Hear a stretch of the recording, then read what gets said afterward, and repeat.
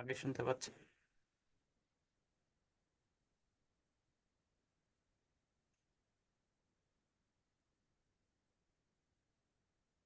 আসসালামু আলাইকুম। ওয়ালাইকুম আসসালাম ভাই। শুনতে পাচ্ছেন আমাকে? জি ভাই, শুনতে পাচ্ছি আপনাকে। ধন্যবাদ। এ, আমার স্লাইড কি দেখা যাচ্ছে? জি, আমি দেখতে পাচ্ছি। আপনারা সবাই দেখতে পাচ্ছেন কিনা একটু রেসপন্স করবেন। জি, দেখা যাচ্ছে। ওকে, জি ধন্যবাদ। সো আজকের সেশনটা হবে হচ্ছে জাপানের road to higher study in Japan. বিশেষ করে আজকে আমি কথা বলবো ম্যাক্স স্কলারশিপ নিয়ে। সো আমি সৈয়দ শাহরিয়ার হাসান, বর্তমানে জাপানে আছি। জায়েস্টে ইনফরমেশন সায়েন্সে মাস্টার্স করতেছি। যদিও আমার ডিপার্টমেন্ট ইনফরমেশন সায়েন্স, আমার রিসার্চ ব্যাকগ্রাউন্ড হচ্ছে ম্যাটেরিয়াল ক্যারেক্টারাইজেশন এবং সোলার সেল রিলেটেড আর কি। তো আমার সম্পর্কে পরে বিস্তারিত বলবো। শুরু করা যাক। Why Japan? আমরা কেন জাপানকে চুজ করব? আমাদের যে জাপানকে কেন চুজ করব হায়ার স্টাডির জন্য বা আমাদের ফিউচার ক্যারিয়ারের জন্য? জাপানের কথা যখন আসে তখন আমাদের মাথায় একদম প্রথমে আসা হচ্ছে সেফ, ক্লিন এবং অর্গানাইজড সোসাইটির কথা। সেফ, ক্লিন, অর্গানাইজড সোসাইটিটা কেমন? আমি যদি একটা এক্সাম্পল দিই, আমার নিজের এক্সপিরিয়েন্স থেকে যদি একটা এক্সাম্পল দিই, আমরা গত মাসে একটা জায়গায় গিয়েছিলাম, এই, একটা ট্যুরে গিয়েছিলাম একটা জায়গায়। সো ট্যুর থেকে সন্ধ্যায় চলে আসলাম, চলে আসার পর সবাই টায়ার্ড, সবাই ঘুমাই গেছে। তো সকালবেলা উঠে একটা আমরা কল রিসিভ করছি, আমার এক ফ্রেন্ড একটা কল রিসিভ করছে। সে হচ্ছে তার ওয়ালেট যেখানে ট্যুরে গিয়েছিল এখানে ফেলে আসছে। ওই ওয়ালেটটা আমাদের যে বাসার সামনে এসে পুলিশ কল দিল। ওয়ালেটের মধ্যে রেসিডেন্স কার্ড থেকে শুরু করে এই যে ক্রেডিট কার্ড থেকে শুরু করে সব ধরনের কার্ড ছিল ওয়ালেটের মধ্যে। তো সকালবেলা আমরা ঘুম থেকে ওঠার আগেই পুলিশ এসে বাসার সামনে এসে কল দিল যে আপনার ওয়ালেটটা এই জায়গায় ফেলে আসছেন। সো এরকম হাজার হাজার ঘটনা আছে, হয়তো এই সোশ্যাল মিডিয়ার মধ্যে দেখা যায়। এটা একটা গেল। এরপরে আমরা আরেকটা জিনিস হচ্ছে কি, জাপানের ইনোভেটিভ এবং টেকনোলজিক্যালি অ্যাডভান্সড। জাপান কিভাবে ইনোভেটিভ ইনোভেটিভ এবং টেকনোলজিক্যালি অ্যাডভান্স, এটার একটা এক্সাম্পল যদি আমি দিতে চাই, তাহলে আমি যখন যে আন্ডারগ্রেডে ছিলাম বাংলাদেশেই, আন্ডারগ্রেডে থাকা অবস্থায় আমার আন্ডারগ্রেড থিসিসের জন্য একটা ম্যাটেরিয়ালের এই ক্যালকুলেশন করা লাগতো। তো এই ম্যাটেরিয়াল ক্যালকুলেশন করার জন্য আমি এই ব্যয় করছি হচ্ছে 3 মাস। 3 মাস ক্যালকুলেশন করে এরপরে আমি রেজাল্টটা পাইলাম। সেম কাজটা আমি আমার জাপানে লেবে আসার পর চিন্তা করলাম এই সেম কাজটা আমি এখানে করে দেখি হয় কিনা। সেম কাজটা আমি আমার লেবে এসে করলাম মাত্র 15 মিনিটে। তাহলে আমরা বাংলাদেশে 3 মাস যে ওয়েস্ট করতেছি, এটা জাপানের জন্য জাস্ট 15 মিনিটের কাজ। এরপরে এরপরে আমরা বলতে পারি কি, increasing job opportunities. Job opportunities বাড়তেছে কেন? এটার রিজন হচ্ছে জাপানের যে বার্থ রেটটা কমতেছে, যে কারণে ওরা ইন্টারন্যাশনাল স্টুডেন্ট বা ইন্টারন্যাশনাল যে ওয়ার্কার বলেন, যে রিক্রুট করার জন্য এরা অনেক বেশি মানে আগ্রহী আর কি, কারণ ওদের নিজেদের লোক কমতেছে দিন দিন। ইনক্রিজিং জব অপরচুনিটিস এটার একটা এক্সাম্পল দিতে গেলে, আমার ইউনিভার্সিটিতে আমি এখন মাস্টার্স সেকেন্ড ইয়ারে, আমি যখন ফার্স্ট ইয়ারে ছিলাম, ফার্স্ট ইয়ারের শুরুর দিক থেকেই আমাকে প্রত্যেকটা এই ইন্ডাস্ট্রি থেকে মেইল করতো। ইন্ডাস্ট্রি থেকে লোকজন ইউনিভার্সিটিতে আসতো, তারা মেইল করতো যে ওদের এই ইন্ডাস্ট্রিতে ইন্টার্নশিপে জয়েন করার জন্য। তারপরে মেইল করতো যে ওরা আমার ইউনিভার্সিটিতে আসতো, আসার পর ওরা দেখা করতে চাইতো। আমি যেহেতু জব করব না, আমি বিশেষত তেমন ওয়েবিনারগুলোতে যাইতাম না। তো সেকেন্ড ইয়ার ওঠার পর কি হইলো, সেকেন্ড ইয়ার ওঠার পর ইউনিভার্সিটি থেকেই মেইল করতেছে তুমি কি জব পাইছো কিনা। জব না পাইলে ওদের সাথে যোগাযোগ করার জন্য, ওরা জব ম্যানেজ করে দিবে। তো এটা হচ্ছে মানে যে গ্রাজুয়েশনের পর যে জবের জন্য যে একটা দৌড়াদৌড়ি, এই জিনিসটা নাই জাপান। গ্রাজুয়েশন করা শেষ, যেদিন গ্রাজুয়েট আপনি, এরপরের দিন আপনি ডিরেক্ট আপনার অফিসে জয়েন করবেন জবের জন্য। সো এরপরে যেটা আসে, এরপরে যে high quality education and research. So আজকে আমরা কথা বলবো হচ্ছে এই high quality education and research নিয়ে। তো high quality education and research বলতে কি বুঝি, আমাদের এখানে কিছু পয়েন্ট আছে। এর মধ্যে প্রথমে আসা হচ্ছে কাটিং এজ রিসার্চ এনভায়রনমেন্ট। এই কাটিং এজ রিসার্চ এনভায়রনমেন্টটা কি? এটা হচ্ছে যে বললাম, বাংলাদেশে যে কাজটা আমরা 3 মাসে করি, এই কাজটা 15 মিনিটে করা। এটাই হচ্ছে কাটিং এজ রিসার্চ এনভায়রনমেন্ট। এরপরে safe and supportive learning environment. কোনো ঝামেলা নাই ক্যাম্পাসের মধ্যে, আপনি আপনার মতো, মানে পুরাটা ক্যাম্পাসই আপনার জন্য সাপোর্টিভ। আপনার যে learning environment, real learning environment যেটাকে বলে, এটা আপনি জাপানে আসলে পাবেন। এরপরে world class universities, strong industry academia linkage. Strong industry academia linkage বলতে যে গ্রাজুয়েট হওয়ার আগে ইন্ডাস্ট্রি থেকে আপনাকে রিক্রুট করে নিয়ে যাচ্ছে। এরপরে high academic standard and discipline. So এসব থেকে আমরা কথা বলবো হচ্ছে স্কলারশিপ ফর ইন্টারন্যাশনাল স্টুডেন্ট নিয়ে।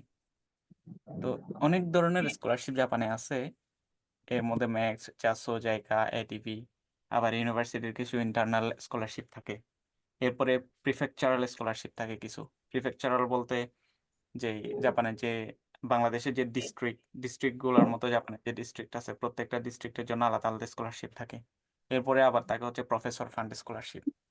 আজকে আমরা কথা বলবো হচ্ছে ম্যাক্স স্কলারশিপ নিয়ে।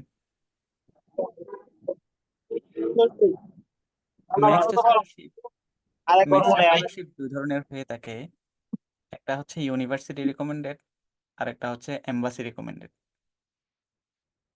আমরা ম্যাক্স স্কলারশিপ বলতে বেশিরভাগই জানি হচ্ছে এম্বাসি রিকমেন্ডেড ম্যাক্সটা, কিন্তু ইউনিভার্সিটি রিকমেন্ডেড ম্যাক্সটাই হচ্ছে যে সবচেয়ে এই কি বলে সহজ আর কি, সহজ ওয়ে, এবং যে চান্স বেশি থাকে স্কলারশিপটা পাওয়ার। সো ইউনিভার্সিটি রিকমেন্ডেড স্কলারশিপের সাথে অনেকেই পরিচিত না। তো আজকে আমরা কথা বলবো হচ্ছে ইউনিভার্সিটি রিকমেন্ডেড স্কলারশিপের জন্য। এখন ইউনিভার্সিটি রিকমেন্ডেড স্কলারশিপের জন্য এই কিছু এলিজিবিলিটি থাকে, রিকোয়ারমেন্ট দরকার। এই রিকোয়ারমেন্টগুলোর মধ্যে এই যদি আমরা দেখি, প্রথমেই আপনার একটা সিজিপিএ লাগবে 2.3 আউট অফ 3, যেটা হচ্ছে ম্যাক্সড স্কেলে। এরপরে ব্যাচেলর ডিগ্রি লাগবে, bachelor degree with 16 years academic record. এর মানে হচ্ছে আমাদের ব্যাচেলর ডিগ্রি শেষ করা পর্যন্ত আমাদের একাডেমিক রেকর্ড থাকা লাগবে 16 বছরের, যেটা আমাদের যেটা সিস্টেম, এডুকেশনাল সিস্টেম, এটার মধ্যে কভার হয়ে যায় আর কি। এরপরে ব্যাচেলর থিসিস লাগবে। যদি আপনার ব্যাচেলর থিসিস না থাকে, তাহলে যদি ব্যাচেলরে যদি কোনো প্রজেক্ট করে থাকেন, প্রজেক্টের সামারি লাগবে। বিশেষ করে থিসিস লাগে না, থিসিসের যেটা সামারি থাকে, থিসিসের সামারি দরকার হয়। এরপরে পাবলিকেশন যদি থাকে, তাহলে এটা অ্যাডভান্টেজ হিসাবে কাউন্ট হয়। এরপরে ইংলিশ প্রফিসিয়েন্সি সার্টিফিকেট, যেটা এটা হচ্ছে ধরেন আমাদের যে ম্যাক্সিমাম ইউনিভার্সিটিতে এই মিডিয়াম অফ ইনস্ট্রাকশন থাকে English. So medium of instruction English থাকলে আমরা এটা ইউজ করতে পারি যে ইংলিশ প্রফিসিয়েন্সি সার্টিফিকেট হিসাবে।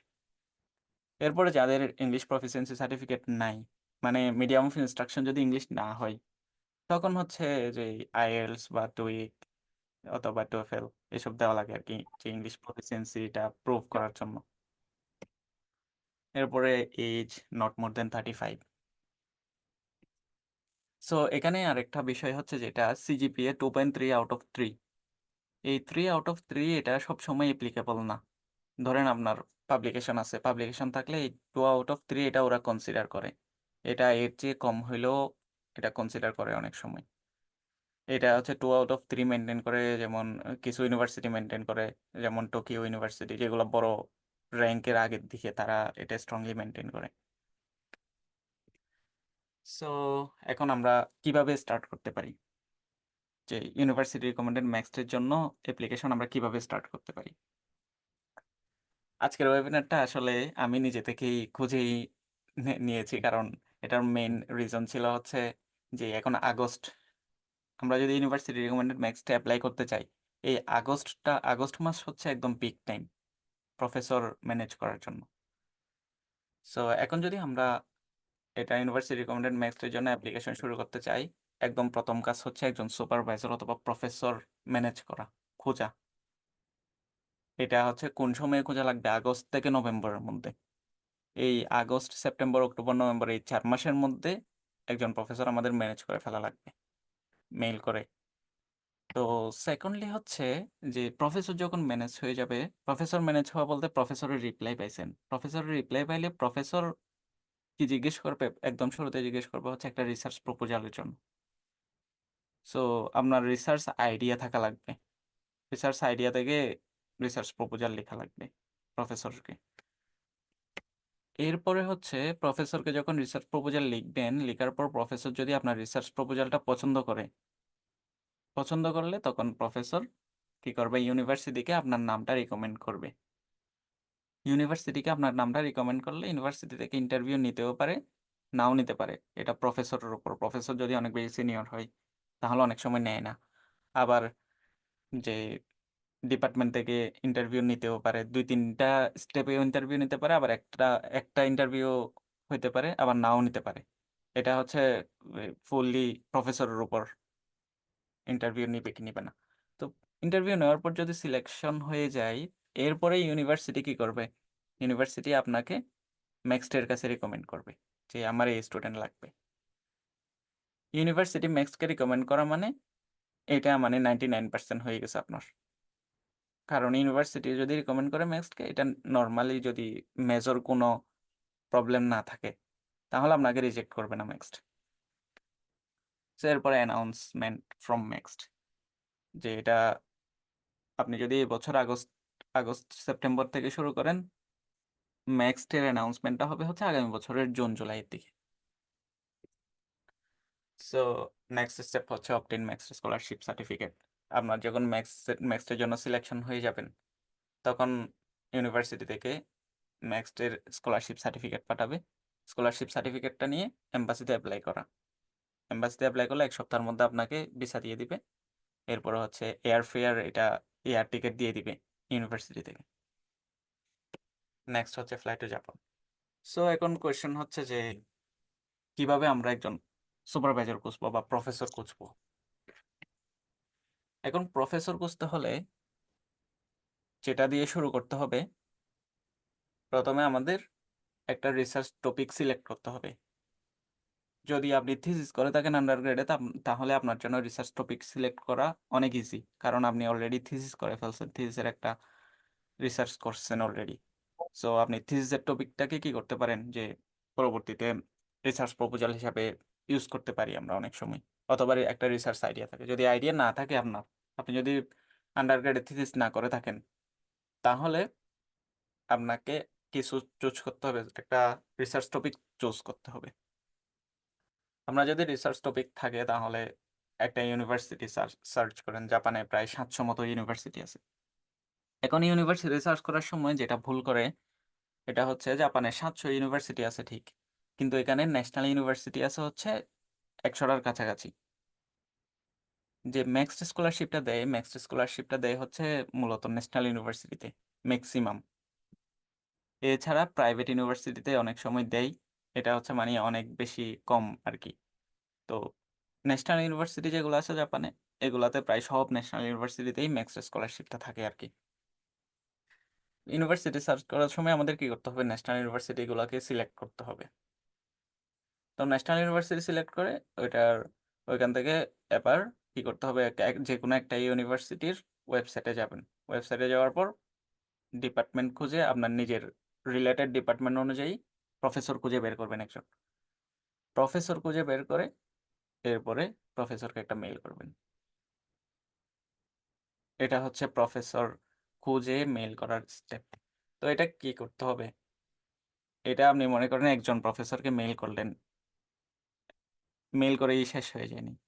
এটা আপনাকে আগস্টে যদি শুরু করেন, প্রতিদিন আপনাকে মিনিমাম 10 জন প্রফেসরকে মেইল করতে হবে। যদি ধৈর্য রাখতে পারেন তাহলে হচ্ছে এই 2-3 মাস কষ্ট করলে আর কোনো প্যারা নাই আর কি। প্রফেসর যদি ম্যানেজ হয়ে যায় তাহলে বাকিটা একদম স্মুথলি চলে যাবে। তো এই প্রসেসটা, এই যে রিসার্চ টপিক সিলেক্ট থেকে শুরু করে সেন্ড অ্যান ইমেল, এই প্রসেসটা ডেইলি 10 জন প্রফেসরকে সেন্ড করতে হবে। এখন সেন্ড করার সময় একটা বিষয় খেয়াল রাখতে হবে। ধরেন আপনি মেল করার সময় একটা ডিপার্টমেন্টের 2টা প্রফেসরকে অ্যাপ্লাই করে ফেলছেন একই ইউনিভার্সিটির। এখন ওনাদের যদি আপনি অ্যাপ্লাই করেন, তাহলে কি করে ওনারা, যে নর্মালি যদি একই ডিপার্টমেন্টের হয় বা পরিচিত হয়, ওরা ডিসকাস করে যে এরকম একটা মেল আসছে এই দেশ থেকে।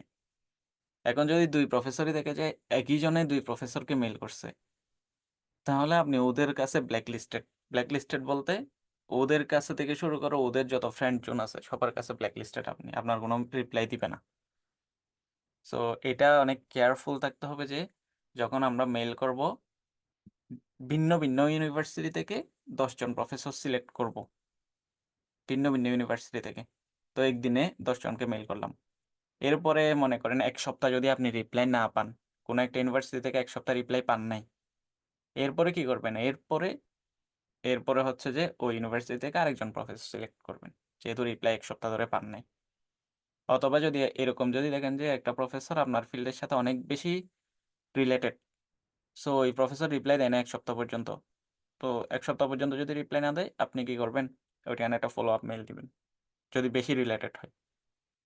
একজন নিয়ে পরে থাকলে হবে না, তো একজন না হলে মানে আরেকজনকে রিচ করতে হবে, এরকম ব্যাপারটা। সো এখন কথা হচ্ছে যে এই আমরা প্রফেসরকে মেল কিভাবে করব বা সুপারভাইজারকে মেল কিভাবে করব। এখন সুপারভাইজারকে মেল করার সময় আমাদের কিছু বিষয় মাথায় রাখতে হবে। প্রথমেই আমাদের নিজেদের যে ইন্ট্রোডাকশন, নিজেকে ইন্ট্রোডিউস করতে হবে মেলের প্রথম একটা সেকশনে। পরের সেকশনে কি করতে হবে? আপনার রিসার্চ ব্যাকগ্রাউন্ড। রিসার্চ ব্যাকগ্রাউন্ড বলতে আপনার যদি থিসিস থেকে থাকে, আমি এই টপিকে থিসিস করলাম।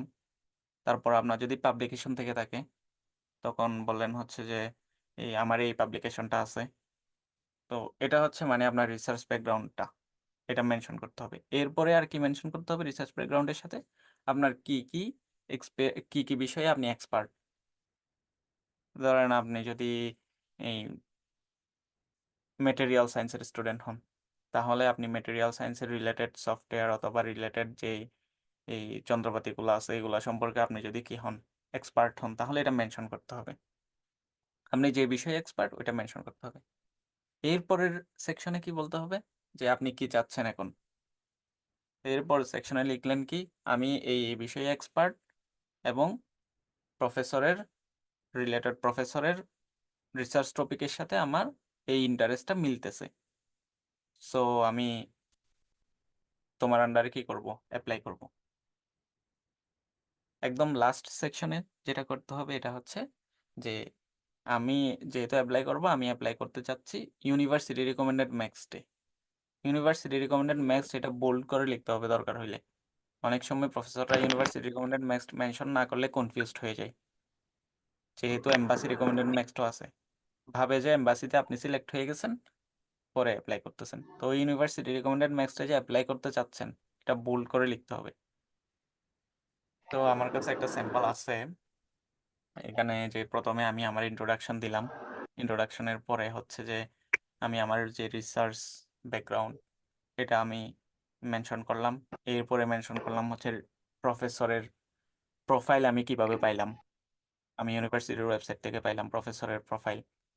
এরপরে যে আমি যে ইন্টারেস্টেড, তার ইউনিভার্সিটির তার ল্যাবে অ্যাপ্লাই করার জন্য ইন্টারেস্টেড, এবং তার টপিকের সাথে যে আমার টপিক মিলতেছে এটা মেনশন করলাম। পরবর্তীতে হচ্ছে আমি মেনশন করছি হচ্ছে যে আমি অ্যাপ্লাই করতে চাচ্ছি ইউনিভার্সিটি রিকমেন্ডেড ম্যাক্স স্কলারশিপের জন্য।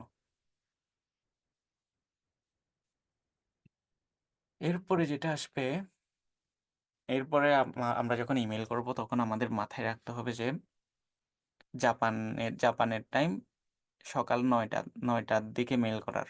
কারণ কি? কারণ হচ্ছে জাপানে এখানে প্রচুর মেল আসে আর কি। সকালবেলা মেইলিং শুরু হয়, যখন থেকে এই ওয়ার্কিং আওয়ার শুরু হয় তখন থেকে প্রচুর মেল আসে। এখন যদি আমরা একদম সকালবেলা মেল না করি, যেটা হবে, ধরেন আপনি 11টা 12টার দিকে মেল করলেন, তখন আপনার মেলটা ওই এতগুলা মেলের মধ্যে হারাই যাবে আর কি বলতে গেলে। তো সকালবেলা মেল করলে কি হবে, আপনার মেলটা একদম উপরে থাকবে।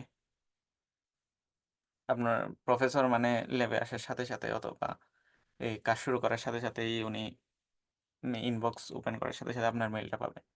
সো এটা রিকমেন্ডেড আর কি, যে 9 AM জাপানের টাইম, বাংলাদেশের টাইম 6 AM এর দিকে মেল করা। মেল করার সময় আরেকটা বিষয় খেয়াল রাখতে হবে, যেটা এই শনি রবিবারে অ্যাভয়েড করার চেষ্টা করতে হবে। অবশ্য অনেক প্রফেসর আছে যারা শনি রবিবারেও মেল দেখে, কিন্তু এই বেশিরভাগ যদি জাপানিজ প্রফেসররা বেশিরভাগ ক্ষেত্রে যা হয়,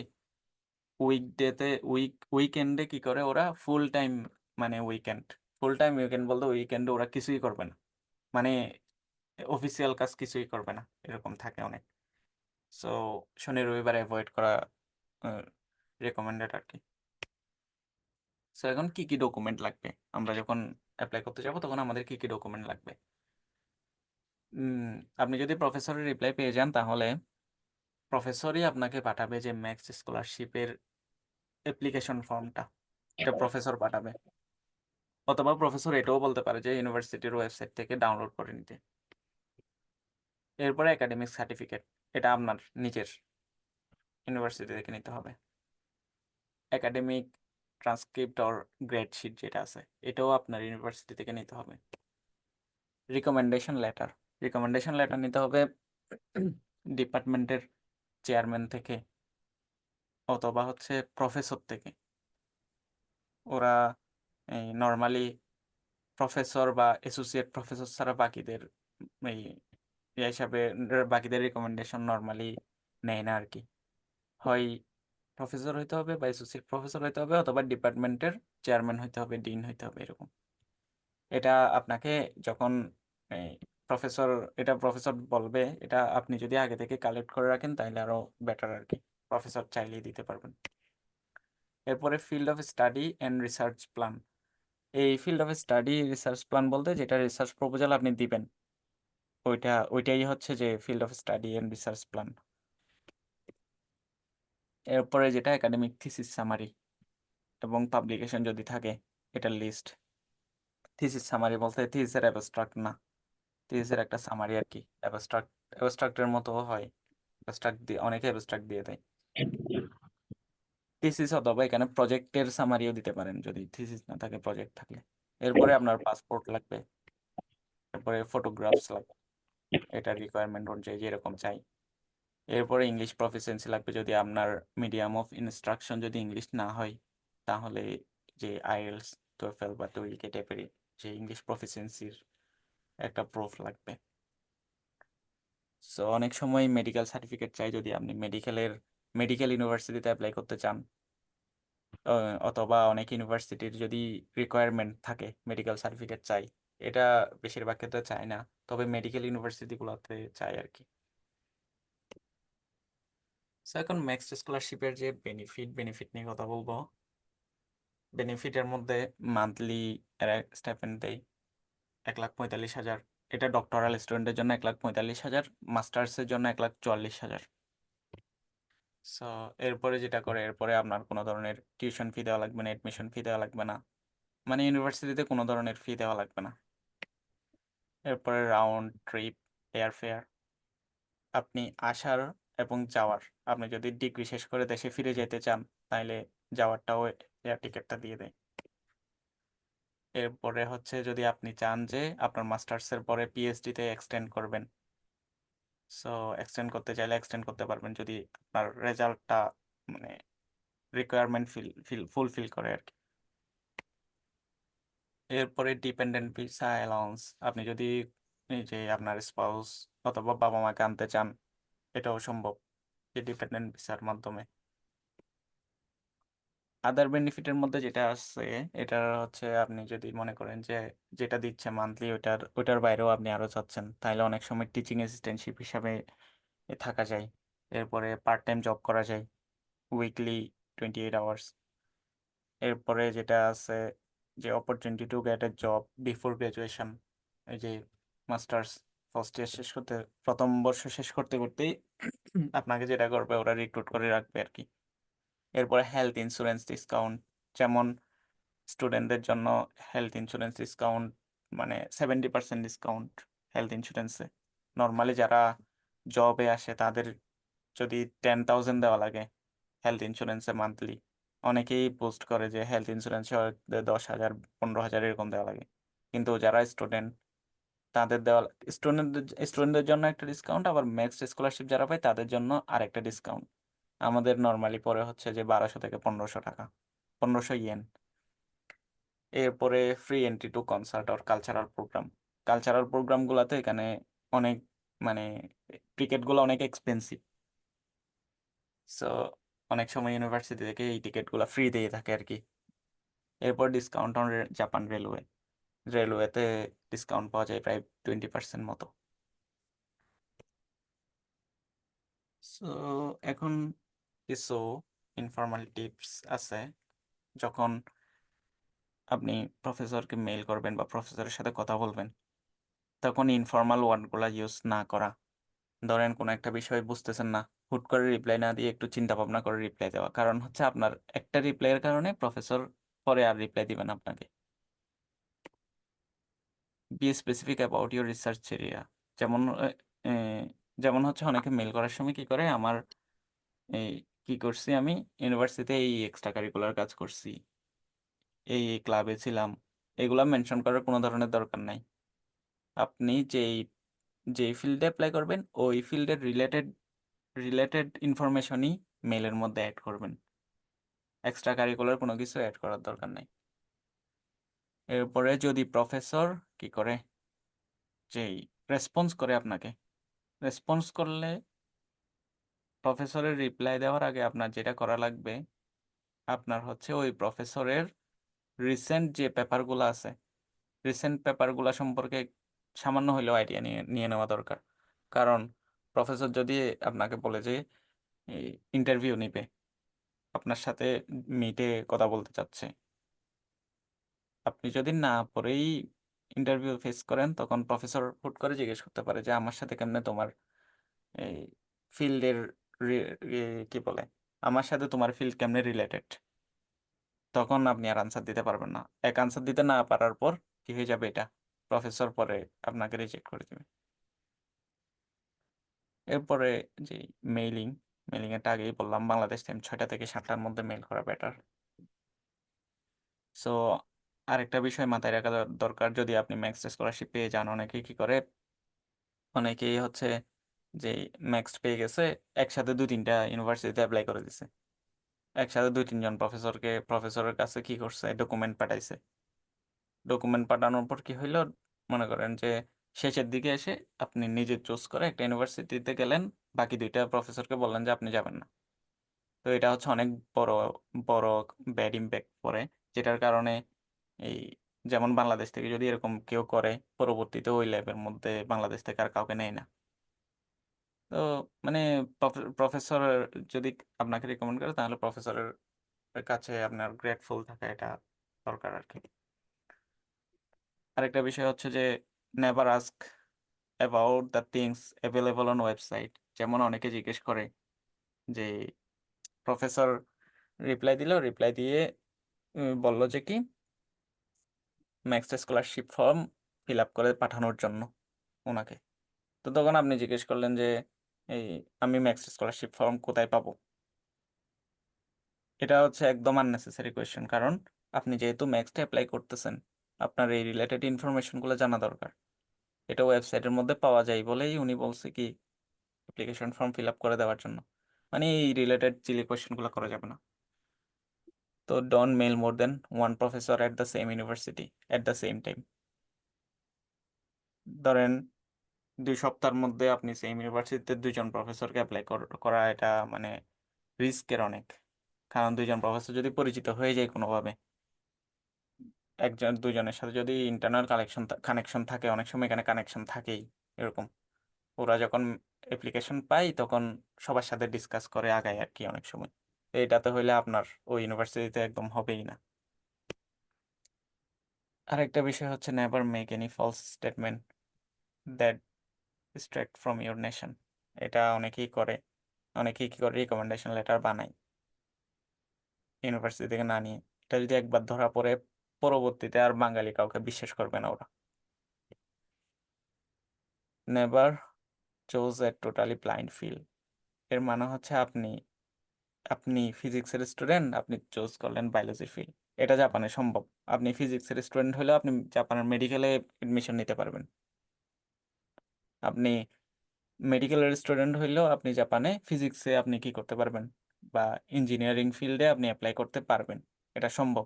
অনেকেই কি করে, জাপানে যেহেতু মেটেরিয়াল সায়েন্সের ল্যাব বেশি, অনেকেই কি করে তার ফিল্ড মেটেরিয়াল সায়েন্সের না, ইভেন সে এই সায়েন্সের স্টুডেন্টও না, সে কি করে মেটেরিয়াল সায়েন্সে অ্যাপ্লাই করে।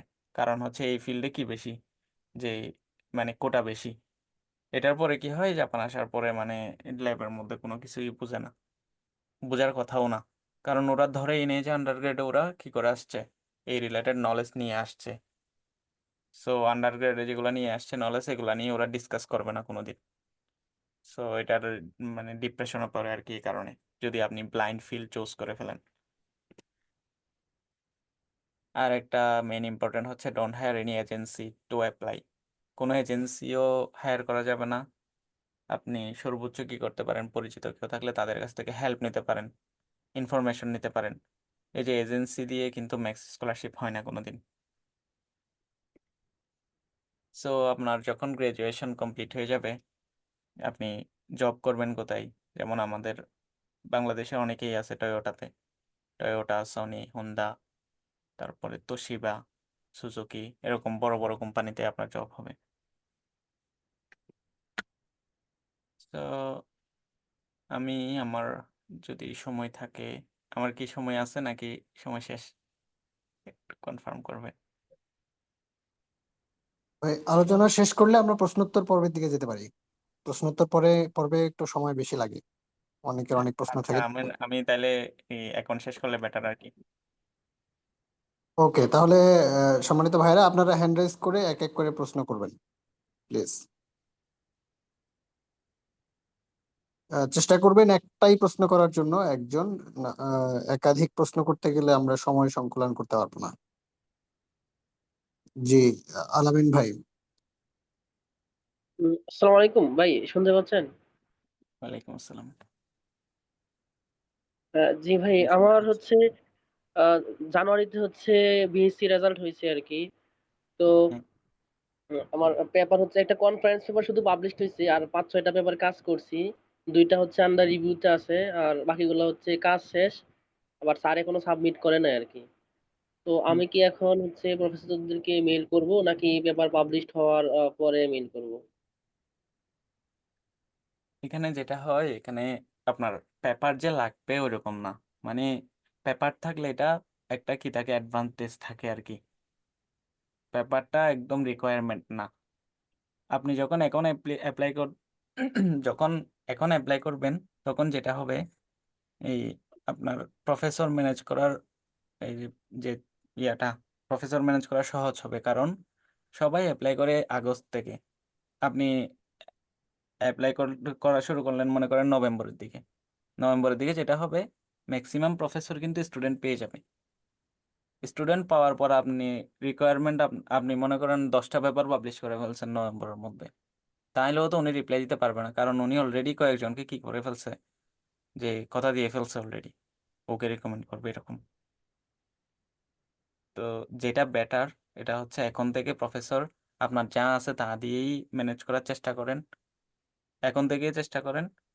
তো চেষ্টা করতে করতে মনে করেন আপনার পেপার পাবলিশ হয়ে গেল, তখন পেপারগুলো অ্যাড করে তারপরে চেষ্টা করেন, ততদিনে না হইলে। এটাই বেটার আর কি।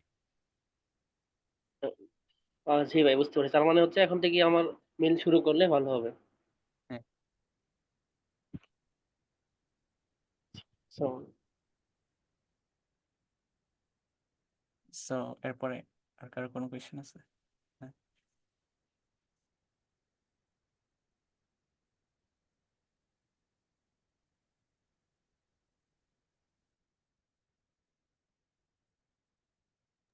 আসসালামু আলাইকুম। আসসালামু আলাইকুম।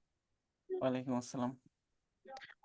ভাই, আমার একটা কোশ্চেন ছিল, সেটা হচ্ছে আমি আমার ইউনিভার্সিটি থেকে প্রায় 1 বছর আগে রিকমেন্ডেশন লেটার নিয়ে রাখছি, তো এটা দিয়ে আমি কি অ্যাপ্লিকেশন করতে পারবো কিনা? আর একটা হচ্ছে আমার এই যে রিসার্চ পেপার দুইটা পাবলিশ করা ছিল এটাও 2018 সালে পাবলিশ করা ছিল। তো আমি তারপরে থেকে তো জব করতেছি। তো জবকে আমি এক্সপিরিয়েন্স হিসেবে দেখি, এটাকে রিসার্চ এক্সপিরিয়েন্স দেখাতে পারবো কিনা, আর আগে যেটা 2018 সালে আমার পাবলিকেশন করা ছিল ওইটাকে দেখাতে পারবো কিনা। হ্যাঁ, এখানে একটা বিষয় হচ্ছে রিকমেন্ডেশন লেটার যেটা নিলেন, এই, মনে করেন যে প্রফেসরের কাছ থেকে নিলেন, ওইটা যদি ডিনের কাছ থেকে নিয়ে থাকেন, উনি যদি ডিন এখনো থেকে থাকে, তো এটা মানে রিকমেন্ডেড হচ্ছে রিসেন্ট নেওয়া। ওনারা অনেক সময় বলে যে রিসেন্ট নেওয়ার জন্য, মানে 1 মাসের মধ্যে 2 মাসের মধ্যে এরকম নেওয়ার জন্য। সো রিকমেন্ডেশন লেটারের কথা কখন আসবে? রিকমেন্ডেশন লেটারের কথা আসবে হচ্ছে আপনি যখন এই প্রাইমারি সিলেকশন হয়ে যাবে আপনার, তখন আসবে হচ্ছে রিকমেন্ডেশন লেটারের কথা। তখন আপনি নতুন একটা নিয়ে নিলেন, এটাতে সমস্যা নেই। এরপরে পেপারের কথা যেটা বললেন, যে পেপার পেপার মেনশন করলেন, ঠিক আছে। তারপরে জবের ক্ষেত্রে যেটা হয়, আপনার জব যদি আপনি যেই ল্যাবে অ্যাপ্লাই করতেছেন, যে প্রফেসরের কাছে কাছে অ্যাপ্লাই করতেছেন, ওই প্রফেসরের রিসার্চ টপিকের সাথে যদি মিলে যায়, অনেক সময় যেটা হয়, অনেকে মনে করেন যে পরমাণু শক্তি কমিশনে আছে আমাদের এখানে একজন সিনিয়র, পরমাণু শক্তি কমিশনে থাকলেও উনি কি করে, উনি মেটেরিয়াল বেসড এক্সআরডির রিসার্চ করে, যেটা হচ্ছে এখানে রিলেটেড, উনি এখানে যে কাজ করতেছে। উনি যখন অ্যাপ্লাই করতেছিল তখন এটা যখন মেনশন করছে, প্রফেসর অনেক বেশি কনফিউজ। সো আপনার জবের যে ফিল্ডটা যদি আপনার প্রফেসরের রিসার্চ টপিকের সাথে যদি ম্যাচ করে, তাহলে এটা মেনশন করতে পারবেন আর কি। এটা মেনশন করলে অ্যাডভান্টেজ পাবেন এরকম।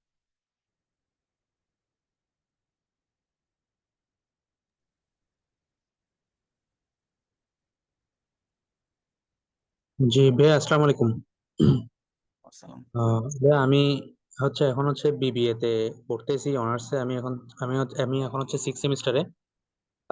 তো ভাই আমার যে মানে রিসার্চ ও আমি এখন ইনভলভ না। তা এখন ভাই আমি যদি আগামী বছর মানে আমি আর 1 বছর আছে আর কি ভার্সিটির। তো এখন যদি আমি আগামী বছর যদি মানে যদি যাওয়ার জন্য নিয়ত করি, তাহলে আমার জন্য মানে কিরকম ইয়ে আছে আমার মানে পরামর্শ কিরকম দিবেন ভাইয়া? মানে আমার ফার্স্টে কি করা দরকার এখন দেন? হচ্ছে আগামী বছর যদি যেতে চান, তাইলে যে এখনো যেহেতু 1 বছর আছে, তাহলে এর মধ্যে আপনি যদি কোনো এই রিসার্চের সাথে ইনভলভ হইতে পারেন, তাহলে এটা আপনার জন্য একটা অ্যাডভান্টেজ থাকবে। এরপরে আপনি রিলেটেড নেক্সটের জন্য কি কি রিকোয়ারমেন্ট দরকার, এগুলা যদি এখন থেকে আপনি যেহেতু এই আমি যতটুকু বলছি, আশা করি যে এটার মধ্যে আপনি ইনফরমেশনগুলো পাইছেন। জি ভাই। ইনফরমেশনগুলো পাওয়ার পরও আপনি এখন থেকেই কি করেন, যে ঘাটাঘাটি করেন ইউনিভার্সিটিতে, কোন ইউনিভার্সিটিতে আপনার ফিল্ডের ল্যাব আছে। এখন থেকে যখন জি ঘাটাঘাটি করবেন, তখন আপনার একটা আইডিয়া হয়ে যাবে কিভাবে কোন ইউনিভার্সিটিতে ল্যাব আছে আমার, কোন প্রফেসরকে অ্যাপ্লাই করব। সো আইডিয়া ল্যাব থাকলে বলতে পরে যেটা হয়, পরে পরে আপনি অ্যাপ্লাই করতে সুবিধা হবে আর কি। এর বাইরে রিসার্চের এই কোনো রিসার্চ পেপার পাবলিশ করার ট্রাই করেন, 1 বছর যেহেতু সময় আছে, অন্তত কনফারেন্স পেপার হইলেও পাবলিশ করার ট্রাই করেন। এই জি। আচ্ছা, ল্যাব মানে যে মানে ধরেন এই অ্যাকাউন্টিং এর উপর বা ফিনান্স মানে এরকমের দিকে আমি রিসার্চটা করার ট্রাই করব নাকি? হ্যাঁ, হ্যাঁ। আচ্ছা। আচ্ছা, ঠিক আছে ভাই, ধন্যবাদ। আসসালামু আলাইকুম। সালাম ওয়ালাইকুম আলাইকুম আসসালাম। ভাই, আমার মোবাইলের প্রবলেমের কারণে আমি হ্যান্ড রাইজ করতে পারছি না, কিন্তু আমার একটা কোয়েশ্চেন আছে আর কি, একটু ভাইয়ের সাথে কথা আছে। হ্যাঁ, হ্যাঁ, বলেন। জি, বলতে পারবো। হ্যাঁ, বলেন ভাই। আচ্ছা ভাই, প্রথমে আমি বলি হচ্ছে কি, আমি অনার্স মানে শেষ করেছি হচ্ছে 2018 সালে, আর মাস্টার্স হচ্ছে 2019 সালে। তো আইইউসি থেকে ইকোনমিক্স এন্ড ব্যাংকিং নিয়ে, হয়তো আপনি ইকোনমিক্স এন্ড ব্যাংকিং স্টুডেন্ট মনে হচ্ছে আমার দেখে লাস্টে, যাই হোক। আর এই আহ, আমার অনার্স থিসিস ছিল আর কি। কিন্তু এরপর আমি এখন পর্যন্ত আমি ব্যাংকে জব করছি।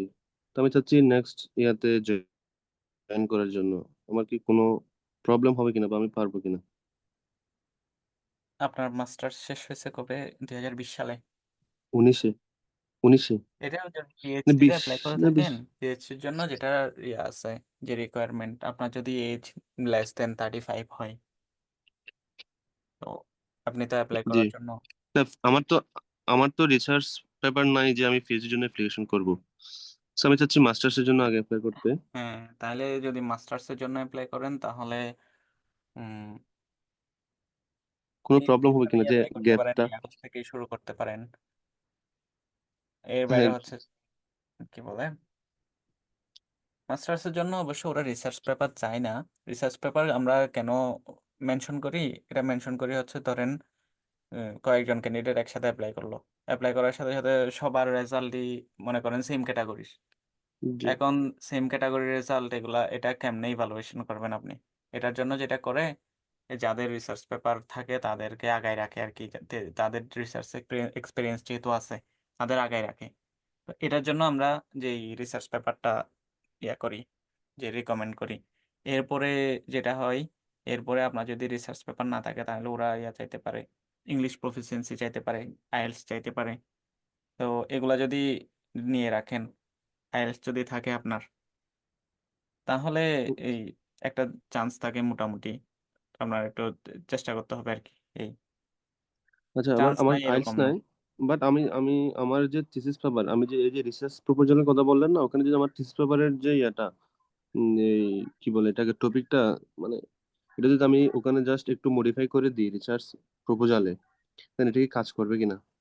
বা পরবর্তীতে ওরা যদি আবার আমার অনার্সের থিসিসটা চাই, এটা তখন তো হচ্ছে দুইটা সেম কিরকম, হয়ে যাচ্ছে। মনে করেন আপনি যে প্রফেসরকে অ্যাপ্লাই করলেন, ওই প্রফেসরের সাথে আপনার থিসিস টপিকটা কি হয়ে গেছে, মিলে গেছে। আচ্ছা, তখন আপনি ওই রিসার্চ প্রপোজালের মধ্যে আপনার থিসিসটা কি করতে পারেন, থিসিসের সাথে মানে ম্যাচ করে লিখতে পারেন। যদি না মিলে প্রফেসরের সাথে, তখন আপনাকে যেটা করতে হবে, প্রফেসরের কিছু পেপার পড়ে একটা রিসার্চ প্রপোজাল লিখতে হবে আর কি। এমন না যে এই রিসার্চ প্রপোজালে যা লিখছেন এগুলা সব সব ব্যাপারে আপনার আইডিয়া থাকতে হবে, এরকম না ব্যাপারটা। ব্যাপারটা হচ্ছে আপনি কি করতে চাচ্ছেন ওইটা লিখবেন। ওইটা জাপান আসার পরে আপনি মাস্টার্স করার সময় তখনই হচ্ছে আপনি কি করবেন, এই ওই কাজগুলা করবেন, ওইগুলা শিখবেন, এটা আসার পরে। তো আপনার আচ্ছা প্ল্যানটা কি আসলে, আচ্ছা আপনার এই ফিল্ডে আপনার এই কোনো আইডিয়া আছে কিনা, আচ্ছা এটা আচ্ছা জানতে চাই আর কি রিসার্চ আচ্ছা ভাই, প্রপোজালের তাহলে মধ্যে। আমি পিএইচডির জন্য তো অ্যাপ্লাই করছি না, করতে তো হ্যাঁ, হ্যাঁ, পিএইচডির জন্য অ্যাপ্লাই করতে গেলে আপনার পেপার পেপার চাইবে, তারপর রিলেটেড ফিল্ডে আপনার ডিপ নলেজ লাগবে, এরকম আর কি। সরি, আমি একটা কোয়েশ্চেন শুনতে পাইনি যে পিএইচডির জন্য আবেদন করলে আমার কি মানে হওয়ার পসিবিলিটি আছে কিনা এই মুহূর্তে, পিএইচডির যেহেতু জন্য আবেদন করলে ওরা পেপার খুঁজবে। আচ্ছা আমার নাই। আচ্ছা, পেপারের বাইরে হচ্ছে যেটা খুঁজবে, এটা হচ্ছে যে পিএইচডি করতে যারা আসে তাদের মানে অনেক ভালো রিসার্চ এক্সপিরিয়েন্স আছে, এটা ওরা মানে ধরে নেয় আর কি। আপনার জি যদি জি, রিসার্চ এক্সপিরিয়েন্স ভালো না থাকে তাহলে পিএইচডির জন্য আসলে আপনি উল্টা প্যারা খেয়ে যাবেন, বুঝতে কারণ পেরেছি। আপনাকে কিছু শিখাবে না তখন। মাস্টার্সও হচ্ছে শিখাবে সবকিছু ধরে ধরে, কিন্তু পিএইচডিতে আচ্ছা এটা করবে না। আচ্ছা, একটা বিষয় ভাইয়া, আপনাদের সাথে পার্সোনালি পার্সোনালি কথা বলার জন্য কোথায়, যদি একটু ইয়া দিতেন, মোবাইল নাম্বার বা মেসেজ, ফেসবুক এরকম কোনো একটা যদি ইয়া দিতেন হোয়াটসঅ্যাপে, হ্যাঁ, যদি আপনি কিছু এটা মনে না হচ্ছে করেন। যে লিঙ্কডইন, লিঙ্কডইন এখানে এই মিটার চ্যাটে দিয়ে দিব, এই আর কি। আমার লিঙ্কডইন আইডি মিটার চ্যাটে দিয়ে দিব। ভাই আসসালামু আলাইকুম। ওয়ালাইকুম আসসালাম। জি ভাই, হচ্ছে আমার একটা প্রশ্ন ছিল, জানেন এটা মনে হচ্ছে যে রিলেভেন্ট। আমি হচ্ছে ম্যাস কমিউনিকেশন জার্নালিজমের ব্যাকগ্রাউন্ডের। তো আমার হুম, অনার্স শেষ হয়েছে 2022-এ, মাস্টার্স 23-এ, কোভিড এর কারণে 1 বছর গ্যাপ আর কি। হুম, তো জব রিলেটেড জব করছি একটা মিডিয়াতে প্রায় 3 বছর থেকে আর কি। মাস্টার্সের শুরু থেকে জব করা শুরু করছি, এর আগেও করলাম। হুম। আর হচ্ছে এখন জার্নালিজম বা মিডিয়াতে আসলে কেমন সুযোগ আর কি জাপানে, আমি যদি কিছু খোঁজ খবর নিয়েছিলাম, শুনলাম যে খুব বেশি না। এই বিষয়ে একটু জানতে চাচ্ছি ভাই। কো কারিকুলার অ্যাক্টিভিটিস আছে কিছু, আর হচ্ছে জব এক্সপিরিয়েন্স আছে, আর আইএলটিএস 6 আছে আর কি, ওভারঅল। হ্যাঁ, এটা এখানে যেটা হয়, জাপানে ম্যাক্সিমাম ক্ষেত্রে হচ্ছে ম্যাক্স স্কলারশিপে যেটা হয়, এটা ইঞ্জিনিয়ারিং ফিল্ডের জন্য বেশি। তবে ইঞ্জিনিয়ারিং ফিল্ডের বাইরে নাই এরকম না। যেমন আমার ইউনিভার্সিটিতে ইঞ্জিনিয়ারিং, আমার টোটাল কোটা হচ্ছে উম, মনে করেন 10টার মধ্যে 8টাই ইঞ্জিনিয়ারিং ফিল্ডকে দেয়। 8টার মধ্যে 2টা দেয় হচ্ছে মনে করেন জেনারেল ফিল্ডকে আর কি। সো এখানে যখন জেনারেল ফিল্ডকে দেয় আচ্ছা তখন জেনারেল ফিল্ডের এই অনেকেই বলতে ম্যাক্সিমামই ম্যাথস সম্পর্কে জানে না, যে কারণে জেনারেল ফিল্ডে কম অ্যাপ্লিকেশন আসে। কম অ্যাপ্লিকেশন থাকার কারণে এখানে কম্পিটিশনও কম হয়। আপনি যদি জেনারেল ফিল্ডের আপনার রিলেটেড কোনো ল্যাব পেয়ে যান, তো পেয়ে গেলে ওইটাতে দেখা যাবে যে আপনার কম্পিটিটর নাই, ওইখানে আপনি একাই অ্যাপ্লাই করছেন।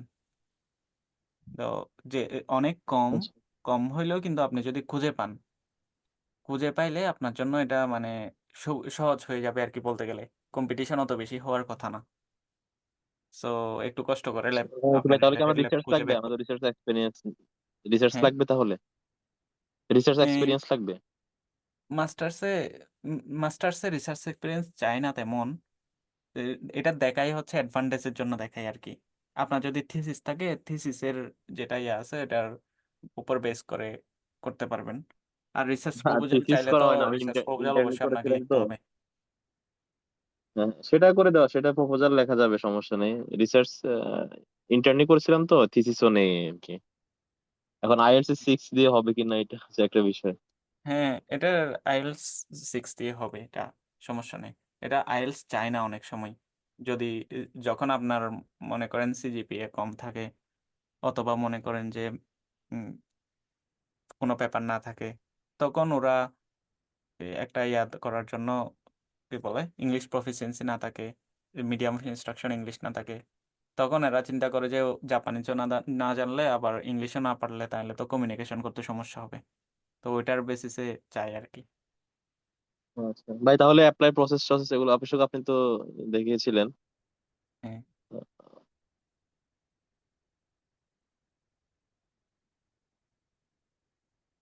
আর কারো কোশ্চেন আছে?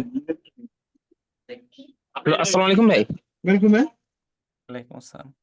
জি ভাই, তো আসলে আমি গাড়িতে আছি, তো সেজন্য হয়তো আওয়াজ হচ্ছে। আচ্ছা, আমার প্রশ্নটা হচ্ছে ভাই, মানে হচ্ছে ওই প্রথম যে মেলটা করব প্রফেসরকে, সেক্ষেত্রে কি আমার ট্রান্সক্রিপ্ট বা আইএলটিএস স্কোর এই যাবতীয় যে ডকুমেন্ট গুলো সেটা সহ কি অ্যাটাচ করতে হবে কিনা, নাকি জাস্ট ফর্মাল একটা মেল করে দিলেই হবে, যে এরপরে রিপ্লাই অনুসারে আমি অ্যাটাচ করে দিব?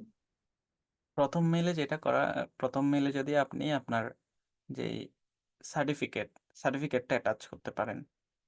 সার্টিফিকেট বলতে সার্টিফিকেটের মধ্যে কি থাকা, যে আপনার সিজিপিএ থাকা, সার্টিফিকেটের মধ্যে যদি আপনার সিজিপিএ থাকে, এটা তাহলে এটা বেটার হয়।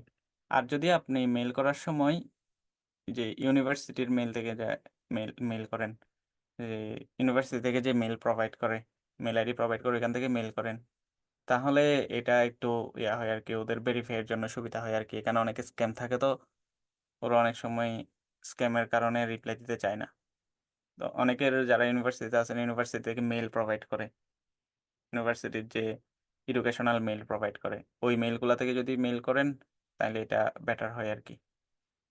আর ওই যে যেটা অ্যাড করতে বললাম, এটা হচ্ছে আপনার যদি সার্টিফিকেট অলরেডি পেয়ে যান, তাহলে সার্টিফিকেটটা যদি অ্যাড করেন, তারপরে আপনার যদি একটা সিভি অ্যাড করে রাখেন, সিভির মধ্যে এক্সট্রা কারিকুলার না আপনার যা যা পেপার টেপার আছে, তারপরে এডুকেশনাল যে কোয়ালিফিকেশন আছে, এগুলো অ্যাড করে একটা সিভি, জেনারেল সিভি অ্যাড করে রাখলেন। এটা এতটুকুই আর কি। এর বাইরে এক্সট্রা কিছু অ্যাড করার দরকার নেই এত বেশি। যদি ট্রান্সক্রিপ্ট দরকার হয়, ওনারাই চেয়ে নেই, আপনাকে ট্রান্সক্রিপ্টটা দেওয়ার জন্য বলবে। আসসালামু আলাইকুম। ভাইয়া, এই ওয়ালাইকুম। ক্ষেত্রে আমি যদি ওই হচ্ছে আমাদের ধরেন আমার সেমিস্টার, সরি মানে সেমিস্টার শেষ হয়েছে 4-2 এক্সাম, তো এক্সাম এখন রেজাল্ট এখনো দেয় নাই, তো সেক্ষেত্রে আমি যদি এখন থেকে অ্যাপ্রোচ করতে চাই, তাহলে কি মানে জাস্ট যতটুকু রেজাল্ট আছে ততটুকু দিয়ে কি মেল পাঠানো ঠিক হবে কিনা? এখানে আপনি যদি শিওর হন যে আপনার সার্টিফিকেট ডিসেম্বরের মধ্যে পাবেন, তাহলে এটা অ্যাপ্লাই করতে পারেন। অথবা আরও একটা ওয়ে আছে, এটা হচ্ছে আপনার ইউনিভার্সিটি থেকে একটা রেকমেন্ডেশন লেটার নিতে হবে, এরকম যে আপনি কিসের আগে, জাপানে এই মাস্টার্স শুরু করার আগে গ্রাজুয়েট হয়ে যাবেন, এরকম একটা রেকমেন্ডেশন লেটার ইউনিভার্সিটি থেকে নিতে হবে।